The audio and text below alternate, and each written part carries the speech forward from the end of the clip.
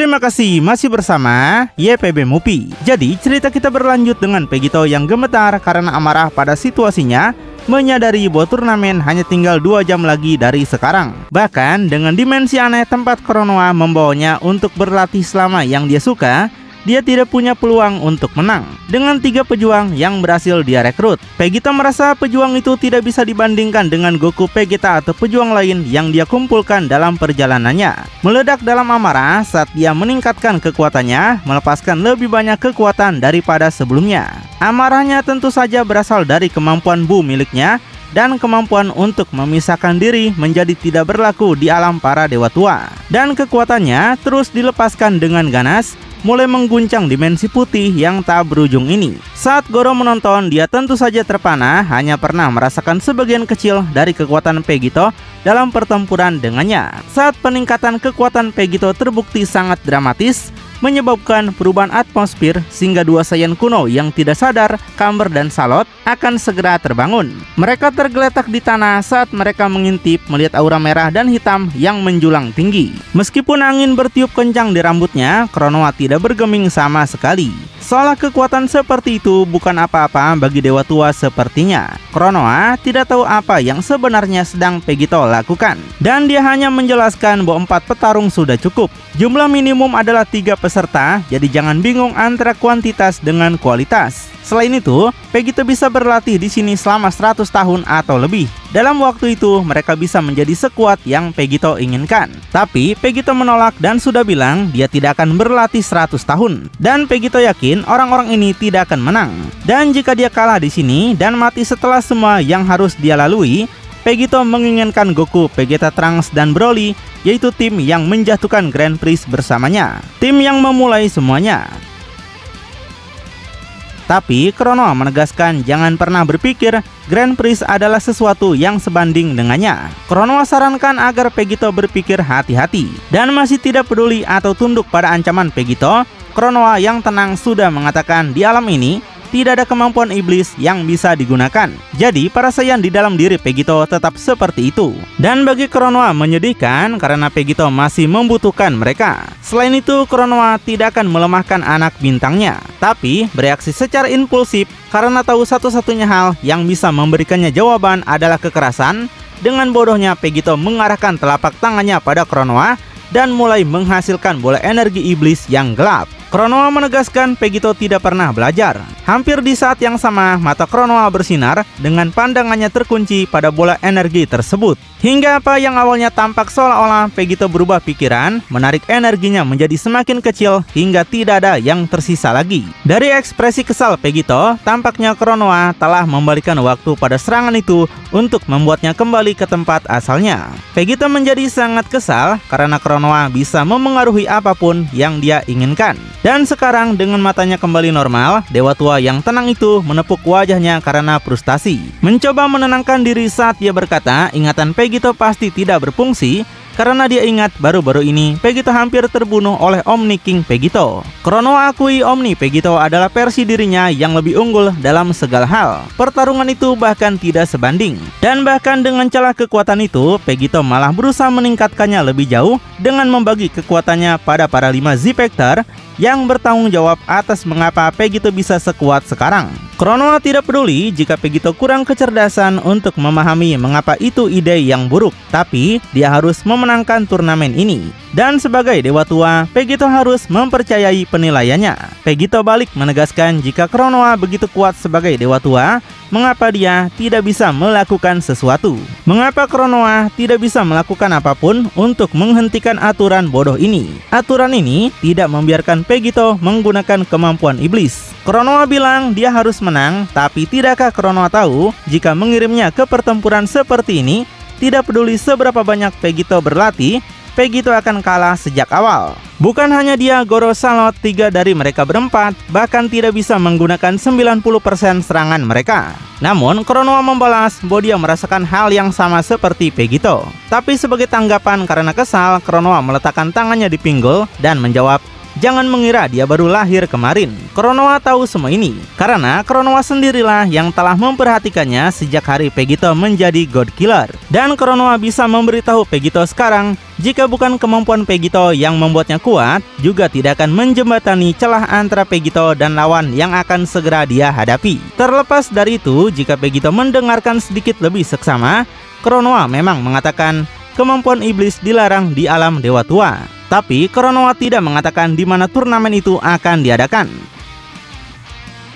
Saat mendengar potongan informasi penting terakhir itu, amarah dan kepanikan Vegito sebelumnya langsung mereda. Dia membeku diam saat dia mulai bertanya-tanya apakah ini berarti apa yang dia pikirkan salah. Konoha beritahukan lagi di tempat turnamen akan diadakan, semuanya akan diizinkan. Kemampuan Vegito dan bagaimana dia memilih untuk menang. Tidak akan ada larangan di sana. Lagi pula, turnamen ini akan menampilkan Omni Devil, Iblis, Archangel, dan banyak lagi. Tentu saja mereka tidak bisa membiarkan hambatan seperti itu terjadi. Jika tidak akan ada hiburan. Intinya adalah Konoha ingin Vegito menemukan kekuatan di sini yang tidak bergantung pada kemampuan iblis itu. Soalnya, Vegito akan berada di hadapan para dewa tua. Jadi, mari mereka melihat apa yang bisa Konoha ajarkan pada Vegito sebagai gantinya. Dan untuk sesaat, Vegito tetap diam merenungkan kata-kata Konoha yang mungkin merumuskan rencana baru. Sampai akhirnya, Vegito setuju dengan tawarannya. Baginya, mungkin semua harapan tidak hilang. Vegito akan menjadi lebih kuat dengan cara yang Konoha inginkan. Dan Vegito akan memastikan timnya menjadi lebih kuat juga. Faktanya sekarang, Vegito benar-benar harus memastikan mereka sekuat mungkin. Vegito berjanji tidak akan ada lagi rengekan mulai sekarang.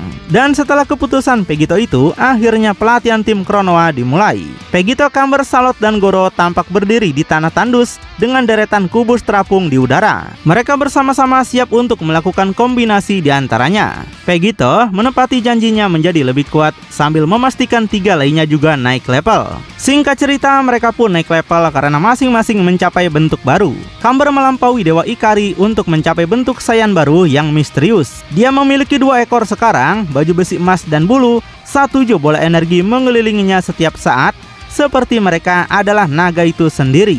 Dan Salot, iblis dari multiverse-nya, mencapai bentuk yang bahkan tidak terlihat dari Vegito. Rambutnya putih sekarang seperti Angel, namun sayap dan ekornya hitam disertai baju besi hitam, seolah-olah dia adalah versi iblis dari Archangel. Kekuatannya tampak tumbuh paling pesat. Tapi perubahan penampilan terbesar datang dari Goro. Meditasinya mendalam selama bertahun-tahun ini telah mengubahnya dari sekedar iblis biasa menjadi sesuatu yang jauh melampaui itu. Semacam resi iblis yang penuh dengan kebijaksanaan, menumbuhkan anggota tubuh, berlatih secara konsisten dalam pikirannya setiap saat. Harapan untuk bertemu keluarganya lagi memberinya energi dan harapan untuk menjadi cukup kuat menghadapi saingan yang akan segera muncul. Dan tentu saja ini bukan satu-satunya pejuang yang berlatih, karena setelah mendengar saran dari Goku Black dari semua orang, para pembunuh Dewa Saiyan di dalam diri Vegito, semuanya akan berlatih tanpa henti. Bertarung satu sama lain menjadi lebih kuat sepanjang waktu.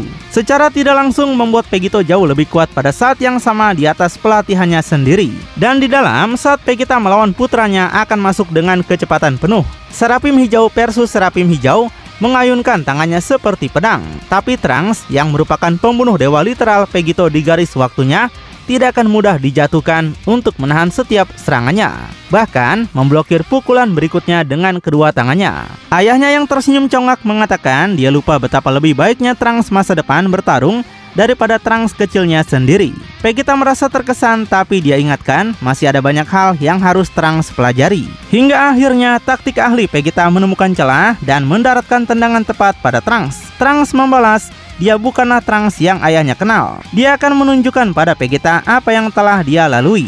Tak lama kemudian, Trunks akan melepaskan rentetan serangannya sendiri, menyerang dengan serangkaian pukulan saat Vegeta dengan ahli menangkis dan memblokir semuanya. Vegeta nggak peduli Trunks mungkin pembunuh dewa di timeline-nya, tapi Trunks belum pernah melewati perjuangan yang mereka alami. Tapi saat menjadi semakin marah, Trunks akhirnya meledak dan membuktikan dirinya, membalas dengan pukulan yang menghantam kepala Vegeta langsung ke samping. Vegeta merasa tertantang dan ingin Trunks menunjukkan padanya apa yang sebenarnya bisa dia lakukan. Saat Vegeta sekarang siap untuk meningkatkan pertempuran lagi, dia mulai membesarkan otot. Urat-uratnya tiba-tiba muncul di seluruh tangannya saat dia meningkatkan kekuatannya. Dan meskipun terhempas oleh peningkatan kekuatan Vegeta, Trunks akan tersenyum dan bangga karena ayahnya akhirnya menganggapnya serius. Tapi sebelum mereka bisa menyelesaikan pertarungan mereka, Goku akan terlibat dalam pertarungannya sendiri. Terlihat memukul mantan dewa penghancur Broly tepat di dagunya. Broly akui Goku dan Vegeta telah menjadi jauh lebih kuat selama waktu mereka di luar. Goku membenarkannya, tapi sekarang giliran Broly untuk mengejar. Goku tahu potensi yang Broly miliki, jadi Goku yakin akan melewati mereka dalam waktu singkat. Tapi Broly menegaskan bahwa dia sudah melewati mereka sekarang. Broly segera menunjukkan bahwa dia tidak hanya duduk diam sepanjang musim 2 ini, akan segera dengan gaya Broly yang sesungguhnya meningkatkan kekuatan ke status kekuatan penuh legendarisnya. Pupil matanya menghilang dan melepaskan aura sebanyak biasanya. Tapi terlepas dari itu, ini hanya akan memicu kegembiraan yang sama dari Goku saat dia dengan cepat mempersiapkan dirinya dalam gaya bertarung.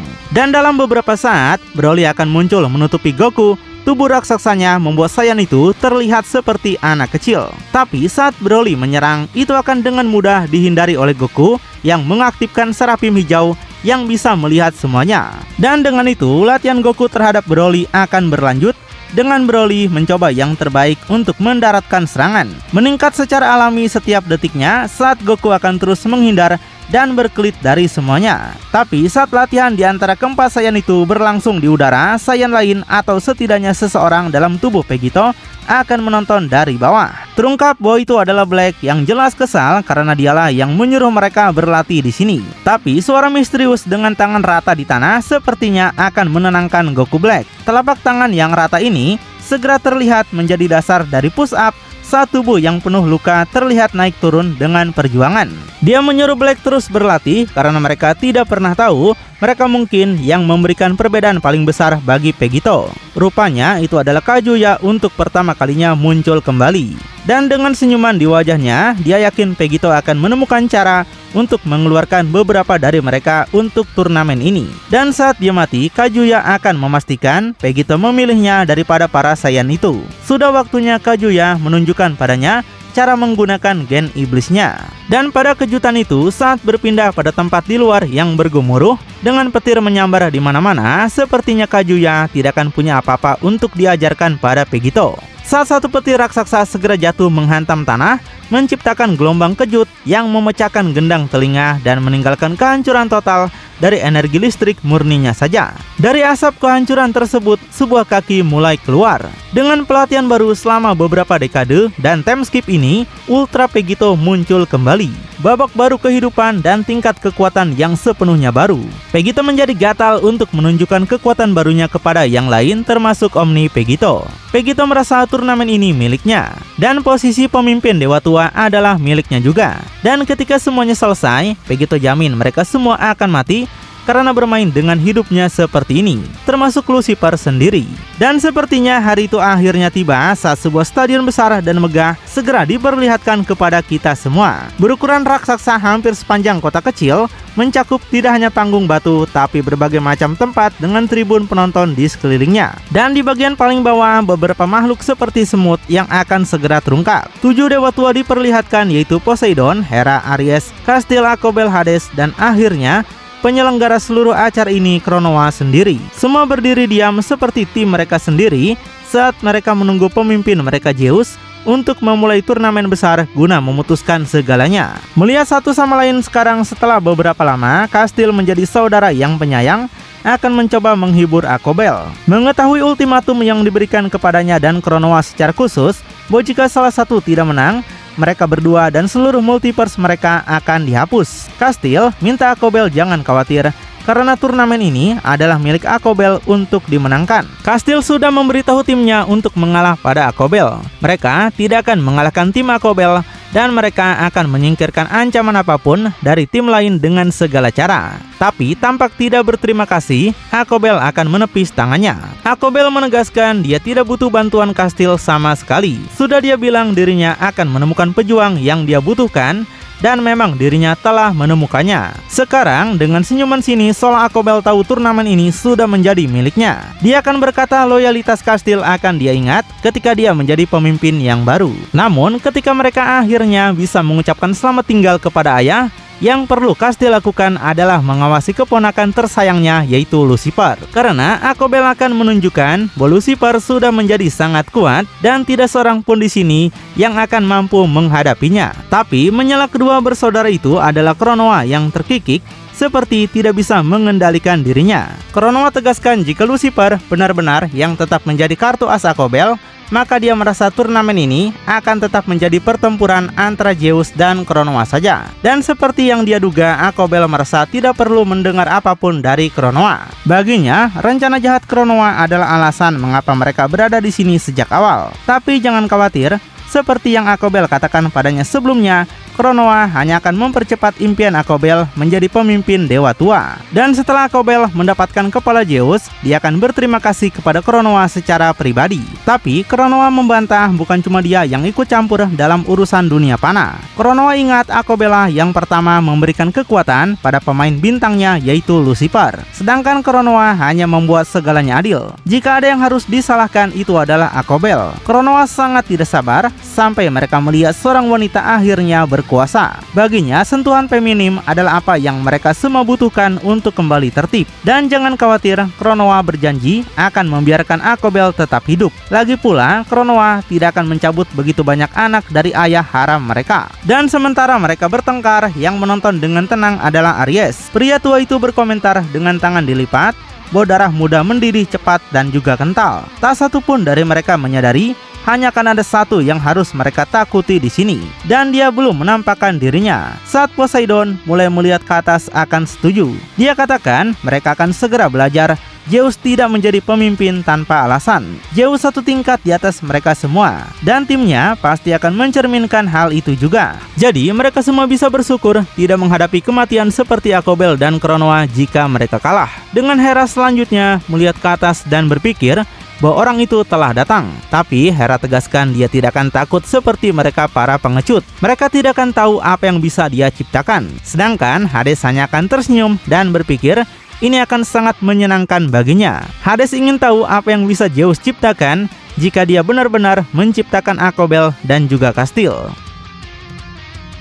Dan tepat seperti yang dikatakan Hera, segera sebuah siluet hitam mulai muncul di kejauhan di balkon di atas semua dewa tua lainnya. Sebuah kaki tua melangkah maju dan mengucapkan mereka berkumpul lagi dan tidak ada yang terlambat. Baginya itu bagus sekali. Tapi tentu saja Zeus, pemimpin para dewa tua penyelenggara turnamen, yang akan memberikan sambutan. Dia ucapkan selamat datang semua di turnamen yang akan memutuskan masa depan mereka semua. Beberapa lebih permanen daripada yang lain. Turnamen yang mereka semua sepakati dan dalam kemurahan hatinya telah dia izinkan untuk dilanjutkan. Jelas beberapa dari mereka berpikir mereka lebih cocok berperan sebagai pemimpin daripada Zeus. Jadi Zeus akan melihat apakah itu memiliki bukti pada turnamen dewa tua ini. Sebelum kemudian melihat ke bawah pada dua dewa dan menyampaikan dia sekarang bisa mengumumkan babak pertama akan menjadi dewa tua kastil melawan dewa tua Poseidon. Di sini kastil rupanya akan berhadapan dengan Poseidon. Keduanya dengan nyawa mereka tidak dipertaruhkan, tapi kemenangan akan tetap menjadi satu-satunya tujuan demi kebanggaan mereka dan kedudukan pribadi mereka di antara para dewa tua. Pegito merasa beruntung dia bisa maju pertama. Sepertinya dia bisa menunjukkan pada dewa tua lainnya untuk mengetahui betapa tidak bergunanya melawan mereka. Omni Pegito akan tampak dengan mata Omni Devil-nya diaktifkan dan dikelilingi oleh tim bintangnya. Dia tidak akan kekurangan kompetensi dari dewa tua. Mengetahui dengan pasti tim Poseidon adalah gangguan kecil di radarnya. Selanjutnya kita akan melihat anggota tim Poseidon lagi. Iblis Akuma muncul pertama kali dengan semarah biasanya. Pembunuh dewa legendaris berikutnya adalah Asura yang secara alami lebih marah. Asura berpikir amarahnya perlu diberi makan. Dia lelah memukuli timnya sendiri. Lalu Kratos dengan satu-satunya yang tenang akan terdengar berbicara dengan otoritas. Pembunuh dewa legendaris itu sendiri, dia sekarang akan menghadapi Omni Pegito dan orang-orangnya. Kastil merasa ayah ingin menyingkirkannya lebih dulu mengingat dia tahu Kastil akan membantu Akobel. Tapi bagi Kastil itu usaha yang sia-sia. Tidak ada yang bisa dimunculkan Poseidon yang bisa merusak apa yang dia miliki. Sebaliknya, Poseidon pun akan memiliki kepercayaan penuh pada timnya. Hanya dia yang ada di sana untuk latihan mereka, dan hanya dia yang bisa mengetahui pertumbuhan mereka. Dengan seorang Raja Omni, alien, dan apa yang terlihat seperti seorang bocah, Poseidon merasa ini akan lebih mudah dari yang dia kira. Selanjutnya, kita akan mendapatkan pandangan penuh dari Omni, Pegito, Jiren, dan putranya Goten menunggu dengan sabar tapi bersemangat untuk memulai. Goten penasaran kenapa hanya 3 dari mereka. Goten tahu ayahnya ada di sini, tapi tidakkah ayahnya pikir mereka mengambil resiko? Tapi Omni King hanya menjawab bahwa musuh hanya memiliki 3 anggota. Tidak akan menjadi kemenangan besar jika menang dengan jumlah yang lebih banyak. Lagi pula, yang perlu mereka lakukan untuk menjatuhkan mereka semua hanyalah Goten. Dia menyuruhnya bersiap karena sepertinya mereka sudah di sini sekarang. Hanya beberapa saat kemudian 3 pejuang berbaju besi dari 3 multiverse berbeda akan tiba. Seperti geng preman, niat membunuh dan amarah mereka yang mengancam akan memenuhi tempat segera dengan setiap langkah mereka. Dan persis seperti yang telah Pegito teliti, itu hanyalah sekelompok orang tua pemarah yang akan begitu terjebak dalam emosi mereka sehingga tidak bisa berpikir cepat. Tapi kepercayaan diri Omni Pegito akan langsung runtuh ketika kekuatan dan niat membunuh yang lebih besar akan muncul dalam indranya. Secara dekat saat dia akan melihat ke sisi ketiganya dan melihat sekarang. Secara luar biasanya Poseidon akan memiliki peserta keempat yang mengejutkan ke dalam turnamen. Pembunuh dewa terakhir dari kumpulan pejuang berbasis video game ini yang dikenal sebagai Doom Slayer. Dewa dan iblis sama-sama takut padanya. Dan sekarang hanya Omni Pegito yang akan belajar langsung tepatnya mengapa. Lalu bakal seperti apakah keseruan turnamen terbesar sepanjang sejarah ini? Siapakah yang bakalan menang di babak pertama ini? Makin penasaran? Tonton kelanjutannya di channel YPB Movie, channelnya anime bapak-bapak.